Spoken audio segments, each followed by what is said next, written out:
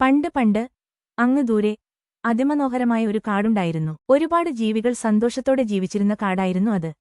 എന്നാൽ ഒരിക്കൽ ആ കാട്ടിൽ കൊടും വരൾച്ച നേരിടാൻ തുടങ്ങി. വിശപ്പും ദാഹവും കൊണ്ട് ജീവികൾ പൊറുതിമുട്ടി. എന്തു ചെയ്യണമെന്നറിയാതെ ജീവികൾ വിഷമിച്ചു. എല്ലാവരും നിരാശരായി. പ്രശ്നത്തിനു പരിഹാരം കണ്ടെത്താൻ കാട്ടിലെ ജീവികളെല്ലാം ഒരു യോഗം ചേർന്നു. സിംഹരാജൻ യോഗത്തിന് നേതൃത്വം വഹിച്ചു. ദൂരെയുള്ള മറ്റൊരു കാട്ടിലേക്ക് കൂട്ടമായി പലായനം ചെയ്യാമെന്ന് കരടി അഭിപ്രായം പറഞ്ഞു. വലിയ ജീവികൾ ആ അഭിപ്രായം ശരിവെച്ചു. എന്നാൽ ബുദ്ധിമാനായ കുറുക്കൻ പറഞ്ഞു, മഹാരാജൻ, കൂട്ടമായുള്ള പലായനത്തിൽ പലരുടെയും ജീവൻ നഷ്ടമായേക്കും. അതുകൊണ്ട് വറ്റാത്ത ഒരു ഉറവ നമുക്ക് നമ്മുടെ കാട്ടിൽ തന്നെ കണ്ടെത്താൻ ശ്രമിക്കുന്നതാവും ഉചിതം.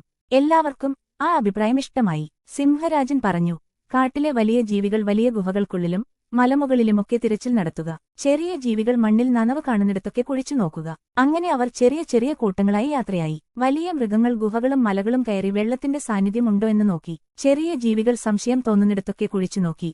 ഒടുവിൽ ചെറിയ ജീവികൾ വറ്റാത്ത ഒരു ഉറവ കണ്ടെത്തി. അവർ അത് എല്ലാവരെയും വിളിച്ചു കാണിച്ചു. എല്ലാവർക്കും സന്തോഷമായി. എല്ലാവർക്കും ആവശ്യത്തിന് വെള്ളം കിട്ടി. പതിയെ പതിയെ വരൾച്ച മാറി. കാട് വീണ്ടും സമൃദ്ധമായി. ജീവികൾ പഴയതുപോലെ സന്തോഷത്തോടെ ജീവിച്ചു.